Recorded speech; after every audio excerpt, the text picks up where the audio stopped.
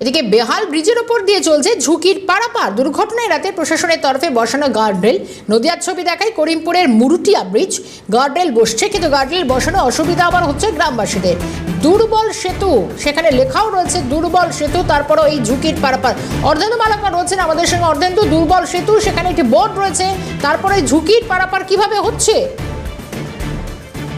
শর্মিষ্ঠা, এই ব্রিজ হচ্ছে নদিয়ার করিমপুর আর মুরুটিয়া থানা নদীর মুরুটিয়া যে ভৈরব নদী আছে, ভৈরব নদীর ওপরে এই ব্রিজ।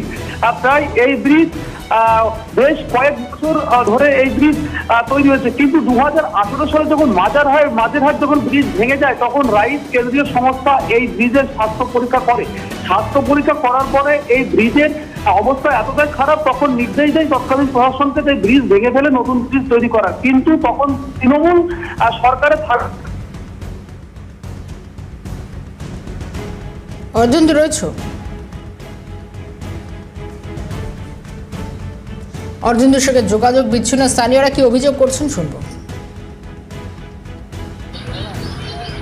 সমস্যাটা হচ্ছে যে দিগলকান্দি অঞ্চল এবং মুরুটিয়া অঞ্চলের বেশিরভাগ মানুষ এই একটাই রাস্তা মহিষবাথান এবং মুরুটিয়া রোড, এই রাস্তার উপর দিয়ে যেত।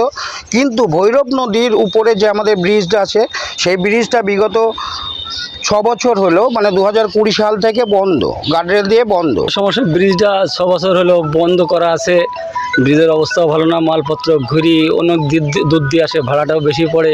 তো ব্রিজটা ঠিক করে দেওয়া হোক, নাহলে গার্ডওয়ালটা খুলে দেওয়া হোক। ব্রিজের এই যে বড় গাড়ি যানবাহন যাচ্ছে না, আর্থিক বড় গাড়ি যাচ্ছে না, বাজারটা অবস্থা একদম শেষ। কোনো বড় গাড়ি সবই রিটার্ন আসছে, অন্য ধার দিয়ে ঘুরে আসছে। সামান্য বাজারে একটু হাইটের গাড়ি ঢুকতে পারছে না, মাল নিতে গেলে আবার 10 কিলোমিটার ঘুরে আসতে হচ্ছে। 10 টনের বেশি জিনিসপত্র নিয়ে এই সেতু দিয়ে যাতায়াত নিষিদ্ধ, বোর্ডও রয়েছে। করিমপুরের ছবি, মুরুটিয়া ব্রিজ, গার্ডরেল বসেছে, কিন্তু তাও চলছে ঝুঁকির পারাপার। বিজেপি বিধায়ক তিনি কি জানাচ্ছেন শুনবো। এলাকার মানুষ তৃণমূলকে ভয় পেয়েছিল, কথা বলতে পারেনি।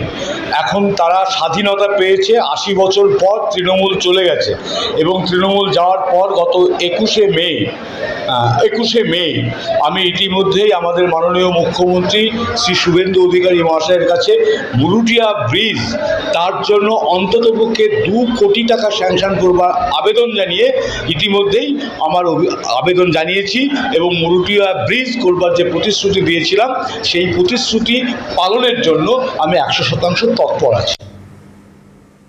এদিকে গ্রেফতার তৃণমূলের পূর্ব বর্ধমান জেলার সাধারণ সম্পাদক